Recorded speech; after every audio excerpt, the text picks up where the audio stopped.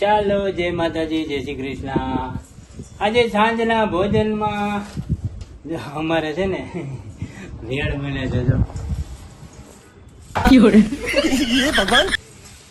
ભેળ માંડી છે બનવા. અમારે મેડમ ભેળ બનાવે છે. જો ચવાણું છે, બેસન ટાઈપના સેવડા છે, ડુંગળી, જય સ્વામિનારાયણ, બટેટા અને અમારી મેડમ ભેળ બનાવે છે. આજ દાણા છે લીલા.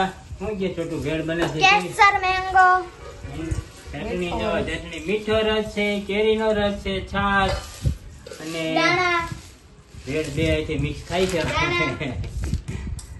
દાણા માંડવીના દાણા છે. તો આજે છે ભેળનો પ્રોગ્રામ. અને શું પૂછે મેડમ? ચવાણું તીખું ને ચણા દાળ ને એવું તીખું નાખવું નથી કઈ નાખવાનું. મારે મોરું કાઢવું છે. આપણે તીખું ખાતા નથી એટલે આપણે સારું મોરું મોરું કાઢી દો. અને આંબાલાલ પટેલે આગાહી આપી છે કે વાવાઝોડું આવે છે. કેરી ઓમ નો ખરી ને તો કાંઈ નહીં, બાકી વાવાઝોડું આંબાલાલ કે વરસાદથી નો ખરી. હવે આપણે વાવાઝોડું લઈ આવશું, વાવાઝોડા કરી નાખશું. બાકી આ વર્ષે કેરી કોઈને ખાવા દેવાની નથી, ફાઇનલ. આંબાલાલે નક્કી કીધું છે. મહેસાણામાં જે છોટું બધા ભેળ ખાય છે. તો ચાલો આવી જાઓ બધાય ભેળ ખાવા. હાલો